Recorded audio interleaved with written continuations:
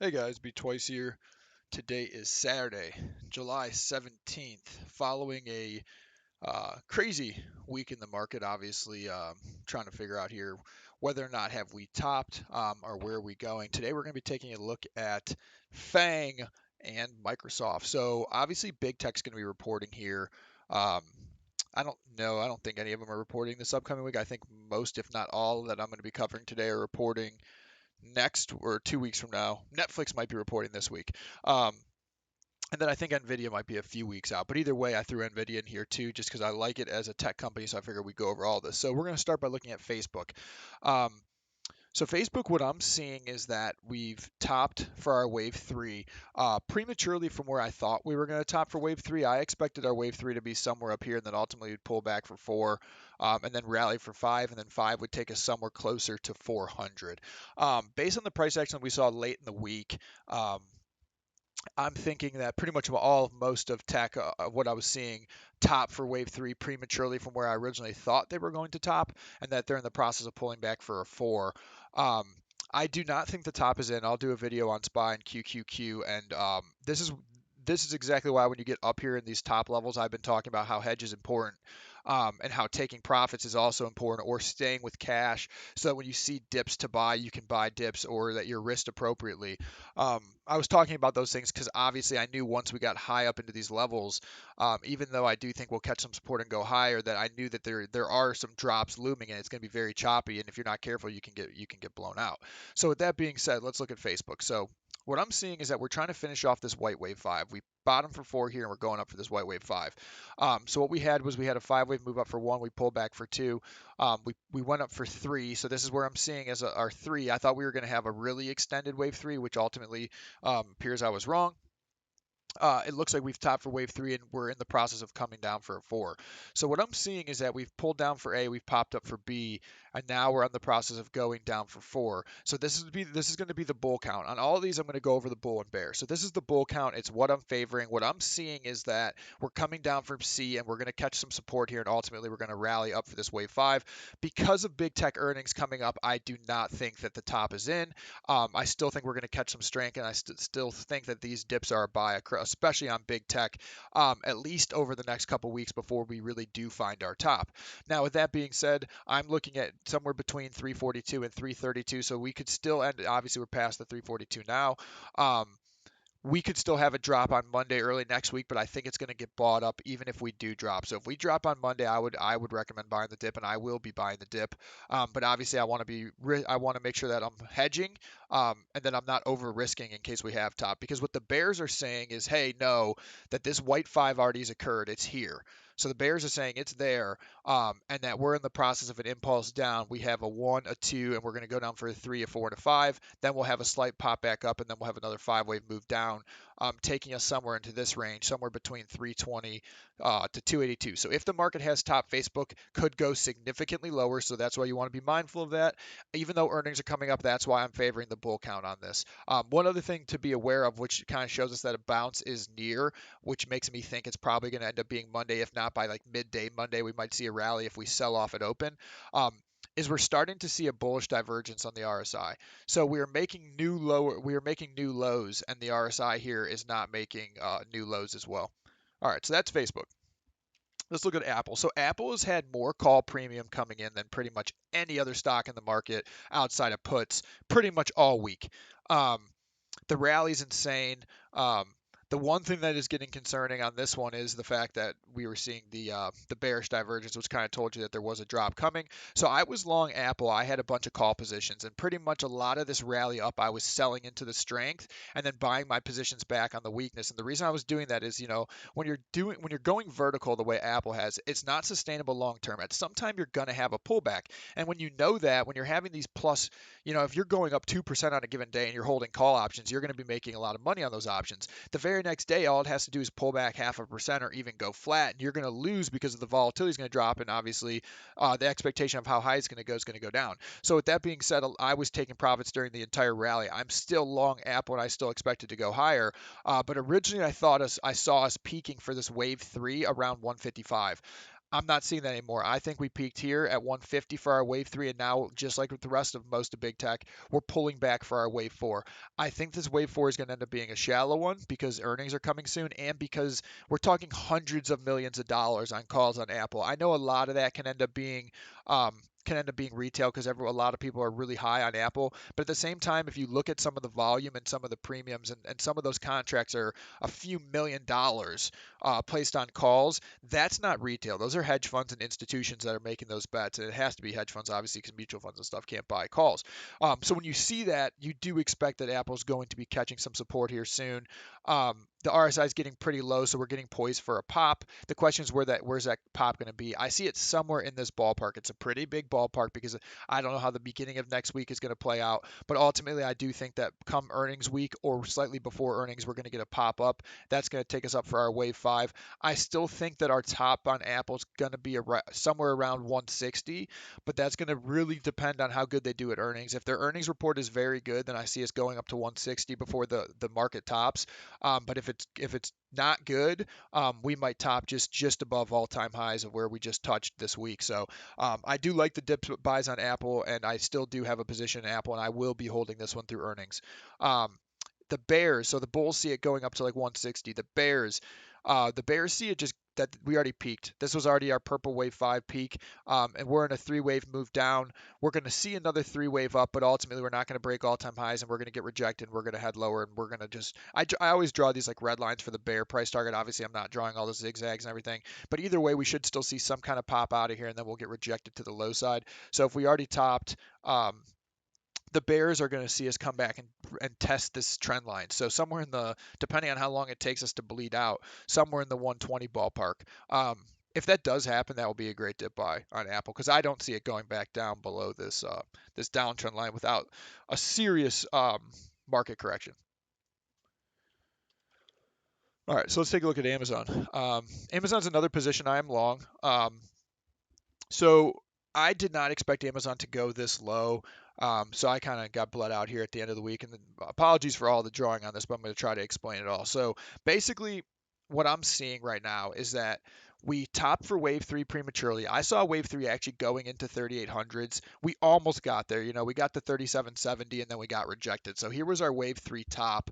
And now we're in the process of pulling back for four. I think Amazon's going to have blowout earnings. And I still see this thing. Going up somewhere 3,800 plus, possibly another pullback and then heading to 4,000. But this is all going to depend on how good earnings is. And if the market has completely topped. I still think we're going to see some strength on Amazon, but I'm going to be taking profits appropriately just in case I'm wrong. But basically what I'm seeing as a bull price target is we're going to pull back here. We're going to catch support somewhere around the 38.2% retracement, which is also the 161.8 extension of this drop. So they're both at 35.50. So we're already in this zone. We might not go any lower, or we might go down and tag the 35.50. I would be buying that dip with a price target of 3,800, and I'm thinking we're going to go up to that 3,800 either before earnings or we're going to see it slightly after earnings, and then from there we're going to drop again. So I do still think we're going to see we're poised for a pop. The RSI is getting pretty low, so we're going to see some kind of rally out of Amazon. The question is, are we going to be able to break up above the high that we just set or not? So um, the Bears would see what I'm looking at as no, this wave count is completely wrong. This three would be here, this four would be here, and then you'd end up having this. Basically you'd end up having this five over here, and that we're going to head lower. So what the Bears are seeing is that, hey, no, this thing is not done correcting. It's going to rally a little bit higher once the RSI gets too low. It'll have a pop, but it's not going to go very far. Maybe it gets into the 3600s. Ultimately, there it's going to be rejected, and we're going to be going back all the way down to the low 3200. So if we did already top, which Bears would obviously assume that we did, then the next spot for Amazon to go to would be somewhere below 3300 before it will catch a lot of support. So I'm not favoring the bear count, but it is obviously possible. Okay, NVIDIA. So I was talking about how I thought there was a good dip to buy on NVIDIA, and then ultimately it dropped 4% again on Friday. We had a complex correction, taking it extremely low. Basically, what I'm seeing is that there's two different ways you could look at this. Actually, there's multiple ways you can look at this, so we'll try to go over all of it. So what I'm seeing is that we've popped up for our wave three. It had a white 1, 2, popped up for a 3, and we're in the process of falling back for a 4. So technically the 4 could really go, since technically the 4 could go almost as low as 650. So with that being said, what the bulls are looking at is, and especially because the stock split's coming up in a couple of days, what the bulls are looking at is that we've already had a W, X, and a Y, and that we're going to find bottom for our wave 4 here, and then ultimately we're going to be following this path up for wave 5, which is going to take us somewhere maybe to like 875, 900 range. And if that's going to happen, that should be sometime before earnings. Another bull sequence that still could be correct would be that we have a 3-wave move up, because obviously look at this RSI, right? So this RSI is the lowest. It pretty much can't get too much lower. If it drops again on Monday, you're going to have to see some sort of rally, because if that's 17, it's way oversold. So somewhere here, we're poised for at least a 3-wave pop.